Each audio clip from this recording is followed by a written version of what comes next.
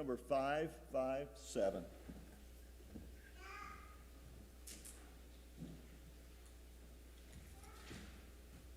If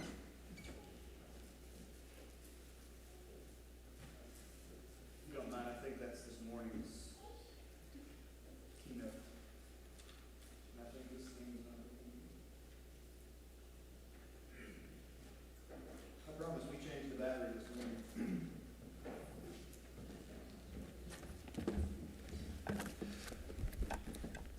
All right. If you have your Bible, go ahead and be opening to the book of Habakkuk. So it's one of these Old Testament minor prophets. And so if you go to Matthew and work your way backwards, you'll run into Malachi, Zechariah, Haggai, and Zephaniah, and then you'll run into Habakkuk. Every one of us have prayed and prayed and prayed for things. And sometimes those things for which we prayed were answered. All prayers are answered. That's something that we first need to understand, is that all prayers are answered. They may not be the answer that we desire, but they are certainly answered. So some of the times that we have prayed, we have gotten that for which we besought the Lord. On other occasions, we prayed and prayed and prayed, and the answer we got was not the one that we wanted. Maybe it was, and as I think this is one that would probably resonate with probably everybody. We've had a person that we've loved dearly who has been sick, and we have wanted so desperately for them to be spared. And it just didn't happen. So the answer that we got was no, and the answer hurt us deeply. The question is, how do we respond in moments when the answer that God gives us is one that hurts us? Not that God is intentionally trying to harm us. He is always doing things that are good for the good of people and for His own glory. It's not that we don't trust Him. We just wished it had played out differently. So how do we navigate those difficult moments when the answer that God gave us through our prayers was one that hurt us? You know, surprisingly, this is actually a theme that's carried quite a bit throughout Scripture. You see a lot of the most faithful people of God were wrestling with God, so to speak, to borrow from the language of Genesis, where you remember where Jacob wrestles with the angel of the Lord, and they wrestle all night, and he spends the rest of his life walking around with a limp due to what took place that night. And so you see these great men and women of God wrestle with God is doing and trying to understand why He's doing it. And so I think for me personally, I take great comfort in that because I don't always understand why things happen the way they do. And so as we think about this, Habakkuk, I believe, is a perfect example of someone where we see an exchange between Habakkuk and God, and they just go back and forth. Habakkuk brings his complaint to God, God answers it. He brings his complaint about God answers, and God answers him again. Now in Job, it's a little bit different because Job is making his complaint, but part of the whole scenario is that God does not answer him because that's part of the deal, so to speak. The testing of Job is the silence of God. And so that's why it's such a big deal in the book when God starts speaking to him again. And so we can learn things from that, but I believe Habakkuk really helps us as we try and understand the answer to this particular question.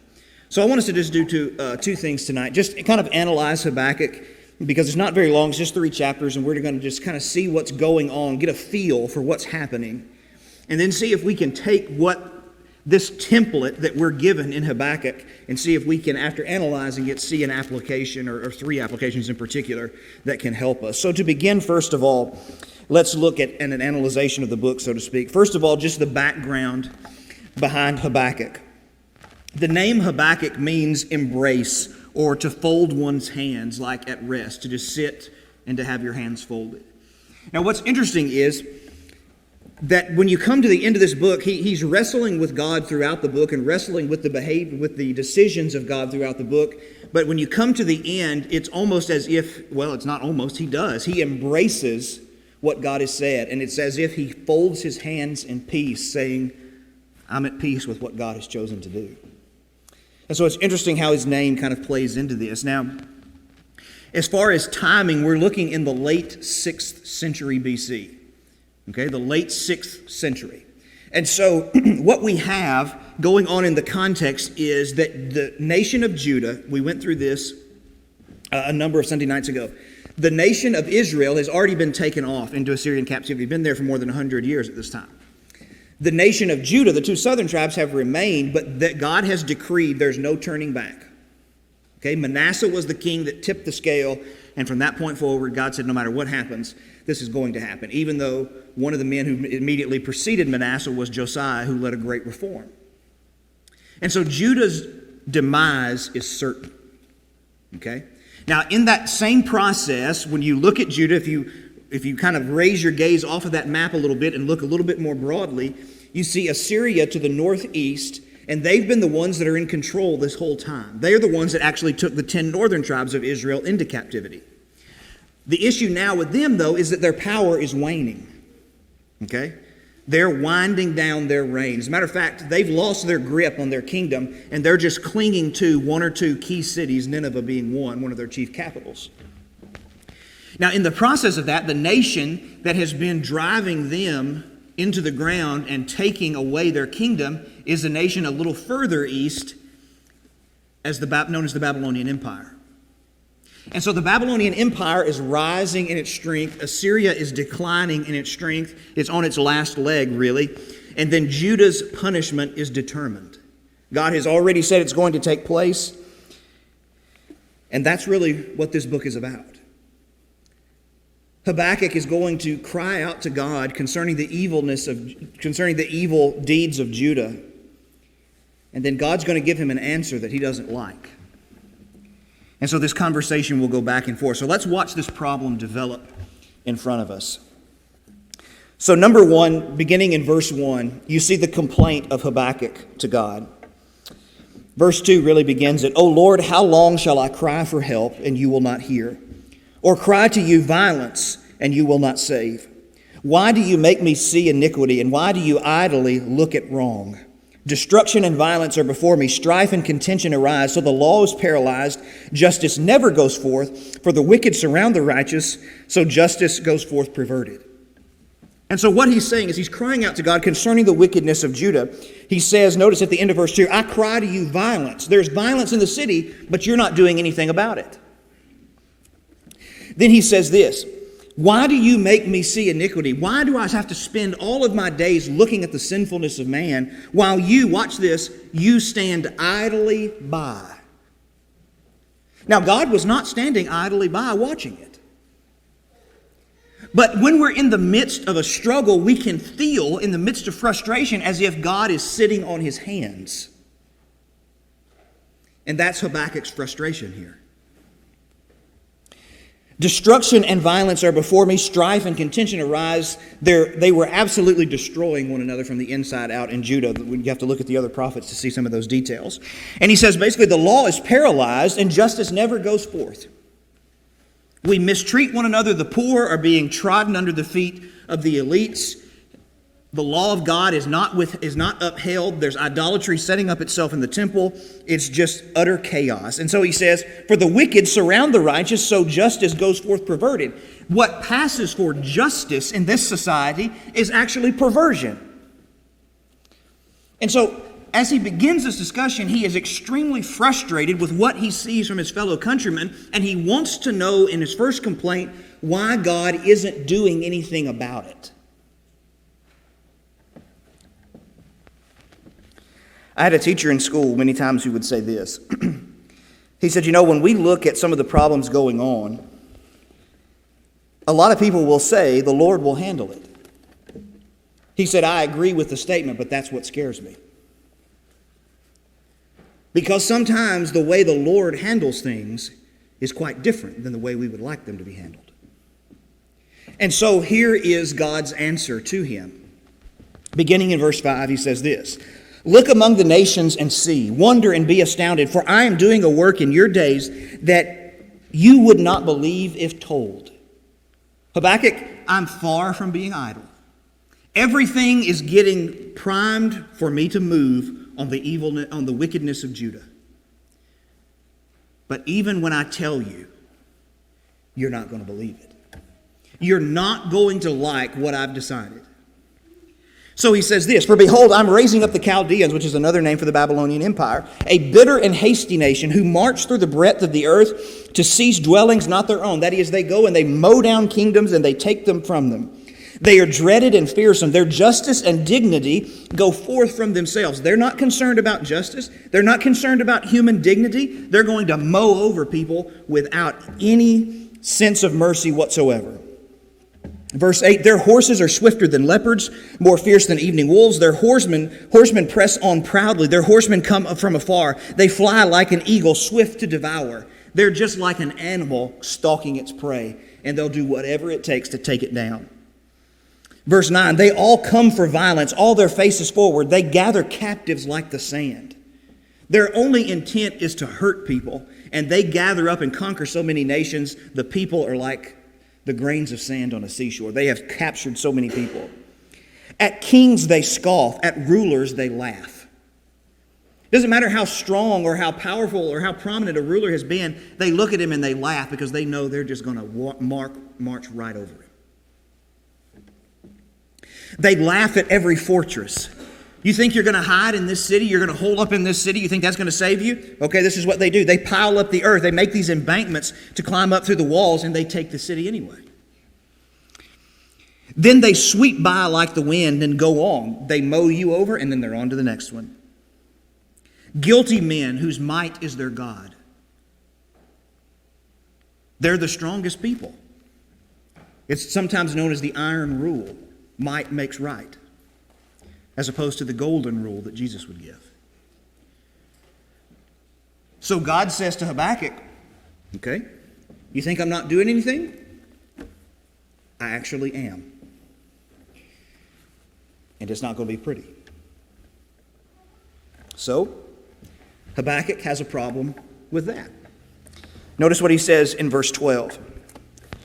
"Are you not from everlasting, O Lord my God, my Holy One? We shall not die. O Lord, you have ordained them as judgment, and you, O rock, have established them for reproof." Habakkuk looks at God in horror and says, "You're going to use them to punish us?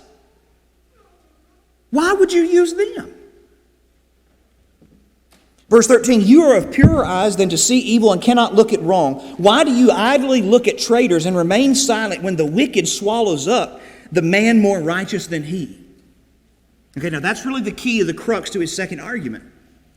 The key is this: God, I admit to you, my nation is bad, but they're not as bad as those people. How can you use a nation more wicked than us to punish us for our wickedness? Well, the answer when you read the entirety of the Old Testament is that's pretty much always how God works. You know, especially during the Cold War, a number of Christians throughout America said that Russia could never take America because Russia was a communist nation that did not believe in God, and there's no way God would let a more wicked nation swallow up America. Listen, that was a terrible, terrible argument. And Habakkuk exposes that as a terrible argument. Because that's the way when God works in the midst of nations and brings punishment upon nations, it's almost always a more wicked nation that punishes the nation. So that's where Habakkuk is struggling in his mind. How can you use someone more wicked than us to punish us for our wickedness? Verse 14, he goes on to describe them. He says, "You make mankind like the fish of the sea, like crawling things that have no ruler." And then the Babylonians, verse 15, he brings them up with a hook and he drags them out with his net and he gathers them in his dragnet, so he rejoices and is glad. You've made humanity like animals, so to speak, and Babylon is just, they're like hunters and fishermen. They just scoop everybody up. Verse 16, "Therefore he sacrifices to his net and makes offerings to his dragnet, for by them he lives in luxury and in his rich food." That is, he looks at the object he believes that's giving him the victory, his dragnet that he's using to fish with, and he worships it instead of you. And so even when he conquers other people that you're allowing him to conquer, he doesn't thank you for it, he thanks his own God for it. Is he then to keep on emptying his net and mercilessly killing nations forever? He's doing this to everybody, and you're going to let him do it to us too? You're not going to punish him for what he's doing? Then Habakkuk says this, I will take my stand at my watchpost and station myself on the tower and look out and see what he shall say to me and what I will answer concerning my complaint. What he just said was, to a degree, he believes that he's got God in this argument. I'm going to stand in my watchpost. I'm going to wait and see how God answers this question. Oh, and by the way, when he answers that question, I'll be ready for my own next rebuttal. And so there's this back and forth, and God is going to respond yet again. Chapter 2, beginning in verse 2, and the Lord answered me, write the vision, make it plain on tablets so that he who runs may read it. Write it in big bold print, so to speak. Put it on a billboard that everybody can see it. For still the vision awaits its appointed time. It hastens to the end. It will not lie. If it seems slow, wait for it. It will surely come. It will not delay.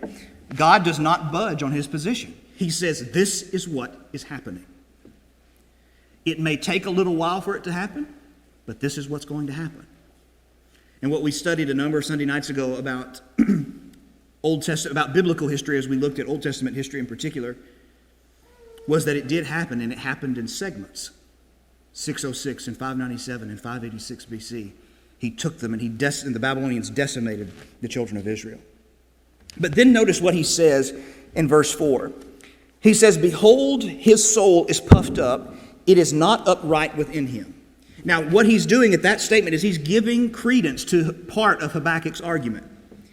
He is acknowledging what Habakkuk says, that the Babylonians are not righteous people. His soul is puffed up within him. I acknowledge that to you. Okay, Habakkuk? I'll give you that point. But that will not stop me from using him. Then he gives a word to Habakkuk, and he says this, but the righteous shall live by his faith. If you want to survive all this that is coming upon you, if you want to survive this controversy of faith you're in, you're going to have to learn to trust me. Now, this is a key text that's used in Romans and Galatians and plenty of other places throughout the New Testament talking about justification by faith. But in its context, it's dealing with this particular scenario.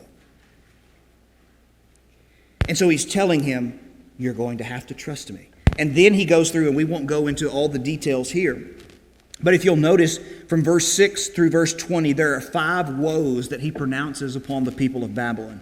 So in verse 6, woe to him that heaps up what is not his own. Verse 9, woe to him that gets evil gain for his house. Verse 12, woe to him who builds a town with blood and founds a city on iniquity. Verse 15, woe to him who makes his neighbors drink, to pour out your wrath and to make them drunk in order to gaze at their nakedness. Verse 19, woe to them who says to a wooden thing, awake, to a silent stone, arise, talking about idolatry. The woe used by the Old Testament prophet was a judgment of damnation and condemnation. And so God says, Habakkuk, I admit to you they're unrighteous, but I'm still going to use them. And if you want to survive, you're going to learn to trust me. And when the time is right, I will punish them too, which is what he will do with the Medo-Persian invasion into Babylon. So, when we come to chapter 3, we have Habakkuk's prayer. And this is where Habakkuk has come to accept what it is that God has said to him. He may not be thrilled about it, but he accepts it. For an example, verse 3, or actually just back up to verse 2. O Lord, I have heard the report of you and your work. O Lord, do I fear. In the midst of the years, revive it. In the midst of the years, make it known. In wrath, remember mercy. God, I accept that you're going to send them, but please be merciful to us in the midst of it. God came from Teman, the Holy One from the Mount of Paran.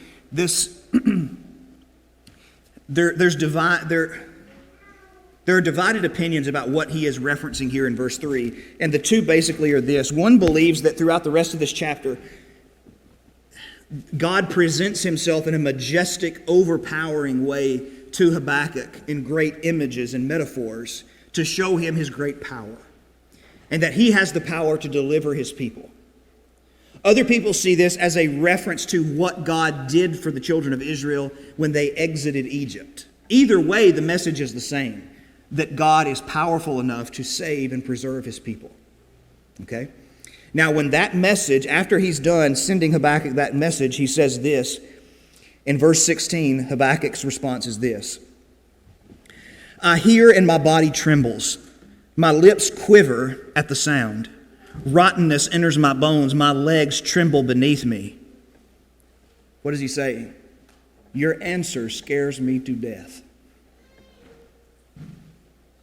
Yet, I will quietly wait for the day of trouble to come upon the people who invade us. He takes a longer view now. Your answer scares me because it means that we as your people have to go through a lot of difficulty. But I will wait until the day when you exact justice upon the Babylonians and you vindicate our cause against them. And then he closes with these words, verse 17, though the fig tree should not blossom, nor fruit be on the vines, the produce of the olive fail, and the fields yield no food. The flock be cut off from the fold, there'll be no herds in the stalls. What is that in verse 17? What is he? Look at what he's referencing constantly. The fig tree with no blossom, fruit on no vines, produce of the olive tree, it yields no food. The flock in the fold, it's all cut off. What is that picture? Decimation. Though the situation increasingly grows worse.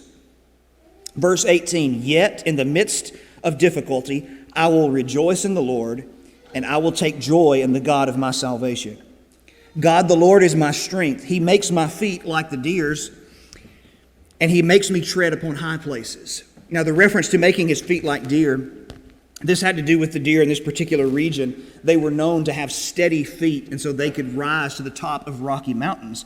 Even in the most difficult of paths, their feet and their legs were so steady that they could walk even through the most difficult of circumstances. And so what Habakkuk is saying is, you will make my feet like that. This circumstance is going to hurt, it's going to be difficult, but you are going to make my feet like that of the deer who can traverse the most difficult of circumstances. And so Habakkuk and God have had this exchange with one another, where at first he's upset that God is not doing anything about the wickedness in Judah. And God says, I'm doing something about it. And then he says, but I don't like what you're going to do about it. And God says, you may not like it, but it's what's going to happen. And if you want to survive it, you will trust me. And Habakkuk says, this scares me to death. But I'll wait. And no matter how things get down here, I will still rejoice in you.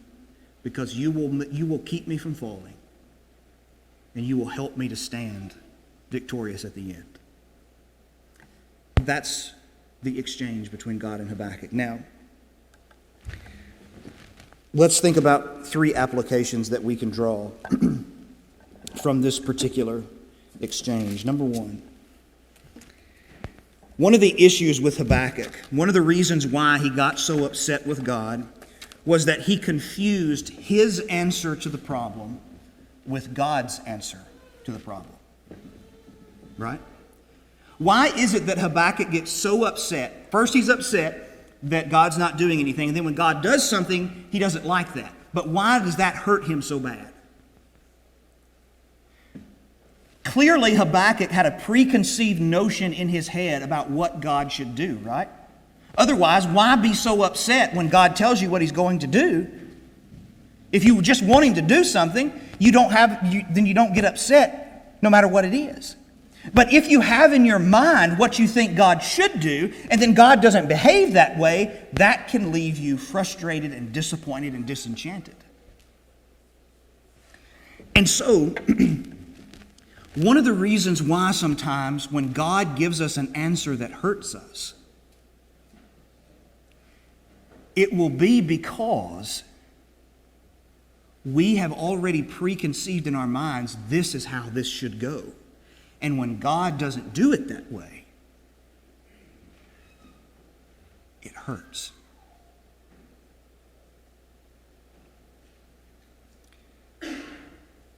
A man I loved died at 57 from cancer. After being told he would not live months, took chemotherapy, beat it, cleared. And then it came back again. And then it came back again. And he died at 57. I have no problem and I feel no shame for saying that I prayed to God that we needed him in this world.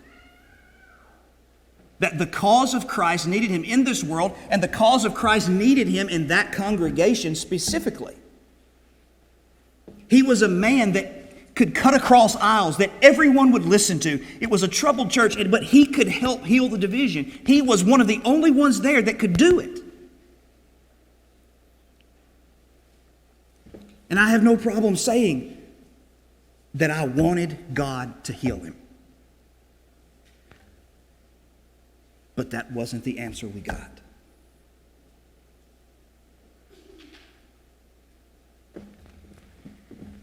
And one of the things we have to understand is just because we may want something to happen so badly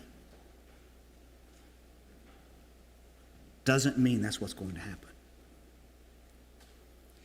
And we have to understand, as we'll see in just a moment, that we have to trust God that he knows what's best. And so the first area where we can run into trouble, that an answer of God might hurt us, is if we come to God with a preconceived notion that this is how you should solve it. That is opening the door for us to be hurt. And it's not God's fault. It's ours because we are trying to tell him how the problem should be solved. But he's the one with the omniscience. He's the one who sees all of life completely written, he sees the whole picture of life completely painted, and he knows exactly why things happen and play the way that they should.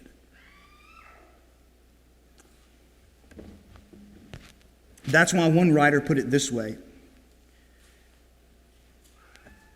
He says, I'm dealing with doubts that are more emotional than intellectual.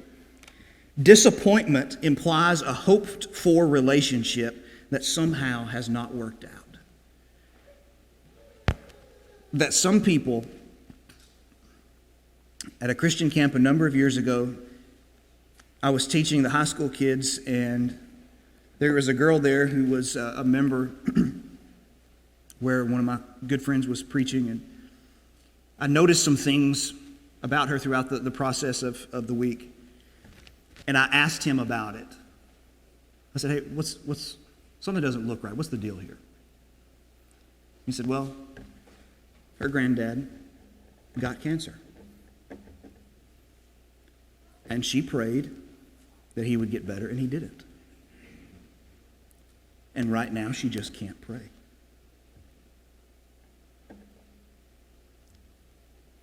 You see that sense of disappointment.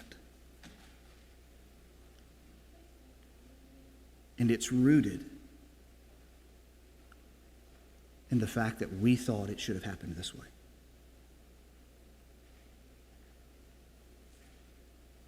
And so not only is there hurt in the loss of the individual,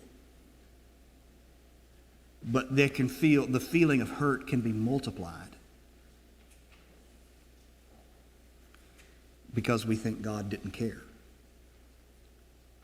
But that's all based on a false assumption that we've made.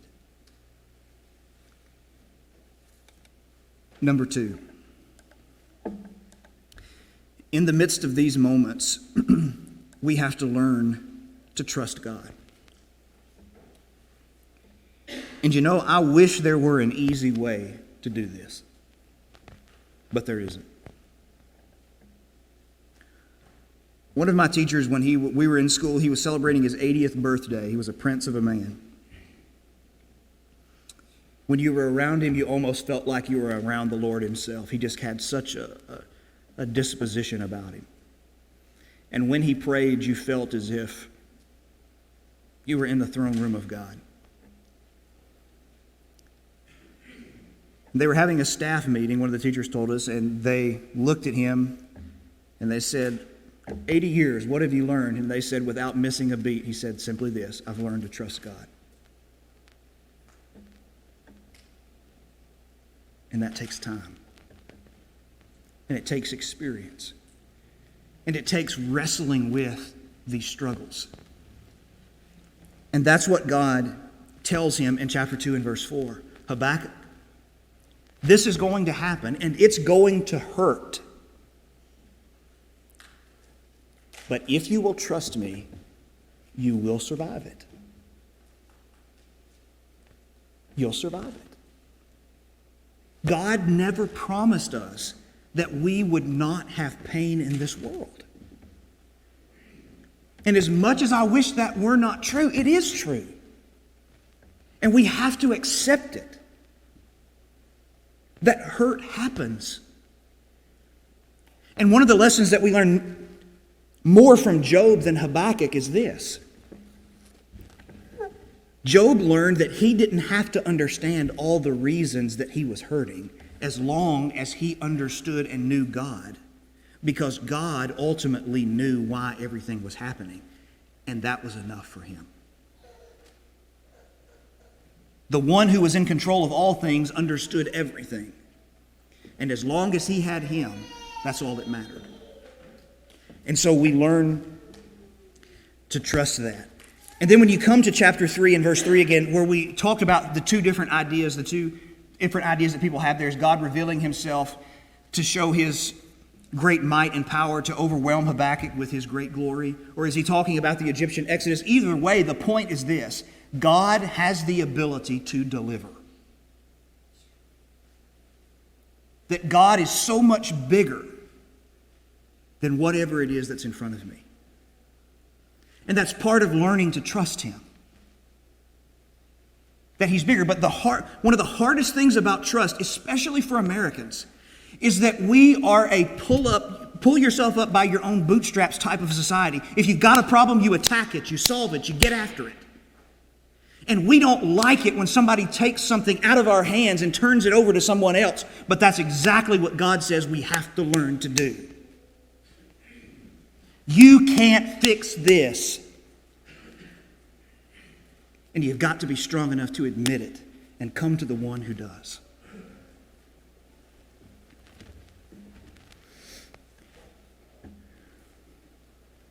And that's what you see Habakkuk starting to understand. And that's why in chapter 3 and verse 16, he looks at it and he says, my body trembles. I am scared to death to have to walk through this.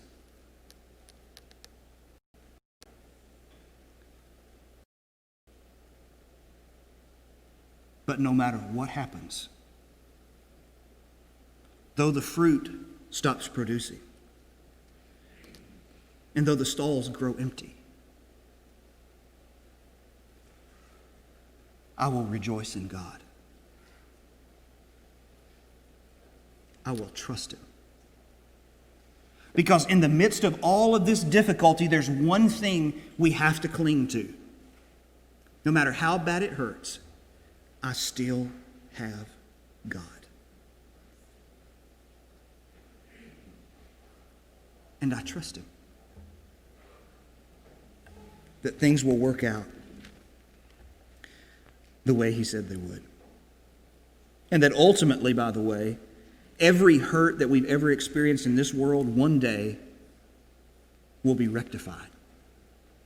There is no other worldview that you can go to in this world that can give you the promises that Christianity can. God promises not only, yes, we're going to have to endure sufferings, but Christianity is the only worldview that can say, and I will take every one of those sufferings and I will make them right again. At the end of time, I will make every one of them right. But this is the main takeaway I want us to see. And that is that Habakkuk, the reason why, and in my younger years, I would have looked at Habakkuk and said he is disrespectful. He's being disrespectful to God. He's not trusting him. But there's no way I could say that now. Because when you look at what Habakkuk is doing, he is doing what God wants him to do. He's bringing himself to God. He is wrestling with the thoughts. He loves God too much to just walk away from him. He's hurt by it, but he's going to take his hurts to God and he's going to say, help me to understand what's going on. Help me to deal with what is happening. And that's why one writer, I believe, has summed it up so well. When he says this, throw at him your grief, your anger, your doubt, your bitterness, your betrayal, your disappointment. He can absorb them all. Our frustrations, our angers, they're not going to crush God somehow. He can absorb every one of them. His shoulders are big enough to bear every one of them. As often as not, spiritual giants of the Bible are shown contending with God. They prefer to go away limping like Jacob, talking about the wrestling with the angel, and for the rest of his life, because the angel touched him at a hip joint, he would walk with a limp for the rest of his life. But that limp, by the way, think about the mercy of God in that limp. He would limp the rest of his life, and every time he would limp, he would remember that God had been faithful to him. They prefer to go away limping like Jacob rather than to shut God out. Now listen to this statement. God can deal with every human response save one. An attempt to ignore him or to treat him as though he did not exist. That's the one thing that God will not accept. Take him every hurt, every anger, every disappointment, and let him bear them, but don't shut him out.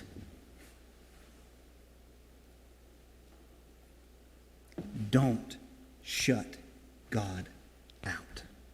Because when you do that, you shut out your only hope. God is not some egomaniac that's upset that we have shut him out.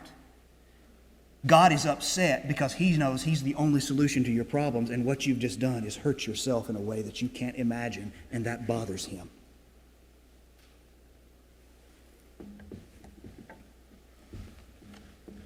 So as we walk through moments and as we pray, and sometimes those answers we're going to love and sometimes those answers we're not. Here is one thing we also need to keep in mind. In Matthew 26, we are told that Jesus goes to this small 100-foot enclosure called the Garden of Gethsemane. And we don't have time to look at all of the tenses of words, but the picture is quite vivid. That Jesus falls down on his knees and falls down on his face in the sands of Gethsemane, and the tenses seem to indicate that he was almost convulsing. That he could not sit still. And the picture seems to be that he was down on his knees and he would put his head down to the ground and raise himself back up and just rocking back and forth, head to the ground, back up, head to the ground, back up, until finally he collapses on his face because he's worn himself out in prayer, begging God that what was about to await him would not have to come upon him. And what was God's answer to him? No. Did that mean for a second that the Father didn't love the Son? No. But the Father said no.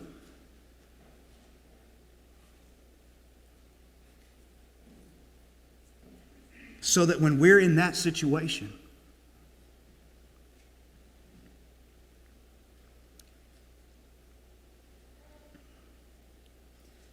God told him no. So that when we're in that situation,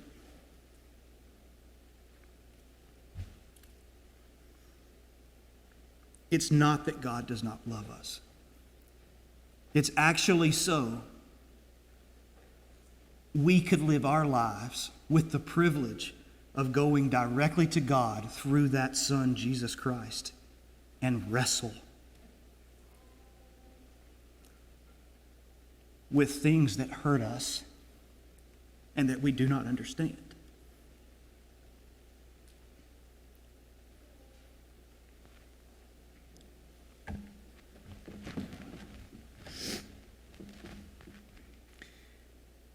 And because God told him no, and he took that answer, when he was done praying, he got up and looked at his disciples and said, "Let's go." And he walked into that cross head on. And aren't we thankful that he did? Didn't it turn out wonderful for us?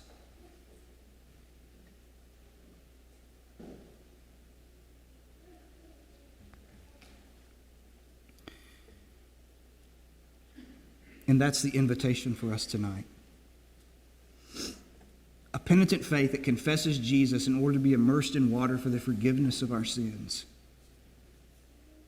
was all possible because Jesus came. And he bore the burden in a moment of hurt. He bore the burden of the answer no, so that we could hear yes. Or maybe as New Testament Christians we're struggling with life or with sin. We just simply want to help one another. If we can do that this evening, let us know as we stand and sing this song.